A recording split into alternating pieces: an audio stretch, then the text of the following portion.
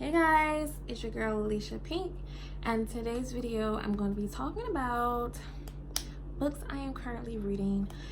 And first things first, I'm going to start with Autobiography of a Yogi. Okay, and it's written by Paramahansa Yogananda. I hope I did not mess up his name, but yeah. So Paramahansa Yogananda is basically the reason why we have yoga today. He is the person that brought yoga to the West, and case in point, his name, Yogi, yoga hana. Okay, so yeah, he's been spiritual since he was a child, ever since he was a boy. He's been on his spiritual journey. When he was 11 years old, his mother came to him in a dream telling her about her death and how she was going to die.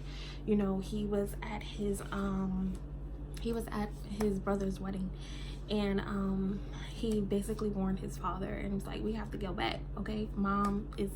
Something's wrong with mom and we have to go back. And his mother was indeed dying.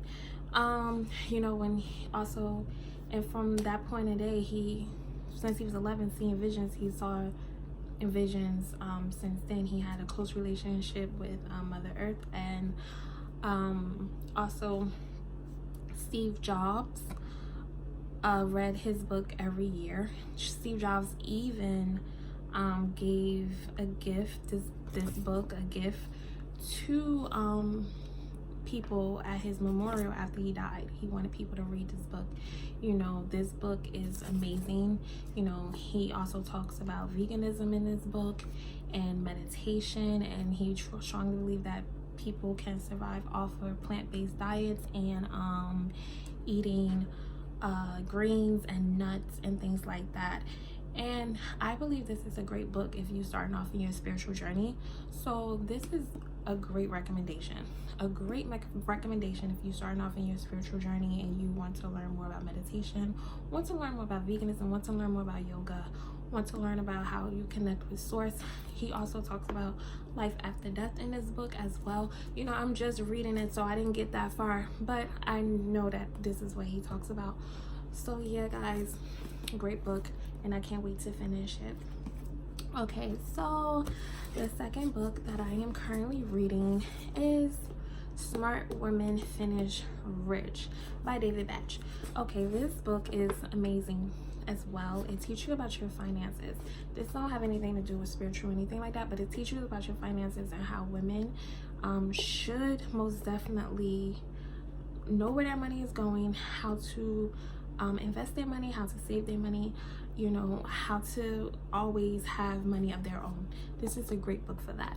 David Batch speaks about financial planning, and he first learned this by his grandmother. His grandmother took the money finances, even though his grandmother and his grandfather were poor. She took all of the money without any advice, and she invested the little money that they had into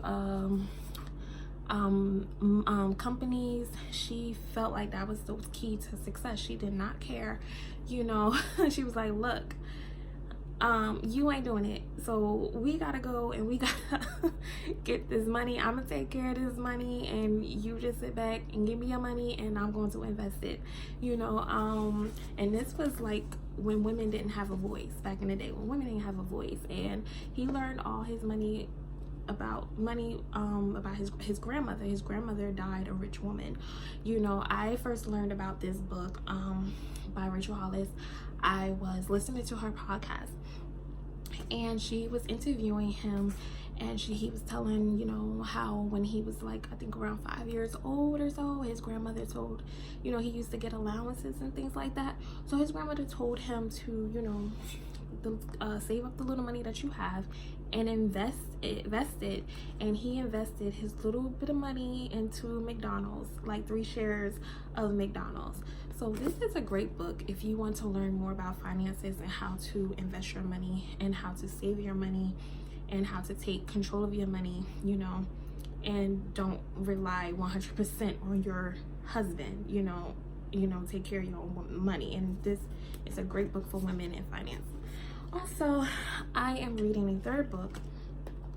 Okay, this is on my Kindle, so I'm going to go inside of it. Okay, it is the four agreements. I just started reading this book, so this book is really good as well. It's basically a practical guide to personal self-help book, and the author is Don Miguel Ruiz and Janet Mills. The book is based on an ancient Toltec wisdom, basically wisdom that advocates freedom from self and limited beliefs. Sorry guys. And yeah, so this book is amazing. I just started reading this book and I'm so happy. I'm actually in a book club, and this is the book that they recommended us to read. So I am currently like on chapter 2, but what really got me is chapter 1. I'm going to read some of it for you guys. So it says domestication and the dream of the planet. So basically he talks about we are all dreaming. He's like, what you are seeing and hearing right now is nothing but a dream. Okay, you are dreaming right now in this moment. You are dreaming with the brain awake. Okay, dreaming is the main function of the mind, and the mind dreams 24 hours a day. Okay, it dreams when the brain is awake, and it also dreams when the brain is asleep. The difference is that when the brain is awake, there is a material frame that makes us perceive things in a linear way. When we go to sleep, we do not have the frame, and the dream has the tendency to change constantly. Humans are dreaming all the time. Before we are born, the humans before us created a big outside dream that we will call society dreams, or the dream of the planet. The dream of the planet is the collective dream of billions of smaller personal dreams, which together create a dream of a family, a dream of a community, a dream of a city, a dream of a country, and finally a dream of a whole humanity. The dream of the planet includes all of society rules, its belief, its laws, its religions, its different cultures and ways to be, its governments, schools, social events, and holidays. Guys, this book is amazing. It started off amazing. It started off with him realizing that he realized thousands of years he wanted to study medicine and learn about his ancestors and his ancestors' ways, but he felt like it was something more to life. And he lived surrounded by mountains, and he woken up on a new moon, and something in his mind that sounded like him was that I am nothing but stars and light, and he realized that he is basically everything around him was of him. Everything is connected, everything is one. We are all connected, we are all of God. God is in all of us. We are the stars. We are basically a star. We come from the stars. Everything is from light. So this book is also really good if you are starting off in your spiritual journey. I suggest you get this book. Get it on Kindle. If you have Kindle, you could buy the paperback or Audible. I have the Kindle version. I am going to get it on Audible as well. I actually have this on Kindle, Audible, and paperback because I want to get all of the information. Okay, so yeah, and I am currently going to get this on Audible as well, because I like to listen when I don't have time to read. I like to listen. I love Audible. This isn't a promotion for Audible. I don't have no deal with them, okay? But you know, Audible, I love it. You know, also there are free Audible books on YouTube as well. You could type in any of these books and I'm pretty sure they have it on YouTube. But anyways, guys, so this is the video about what am I currently reading.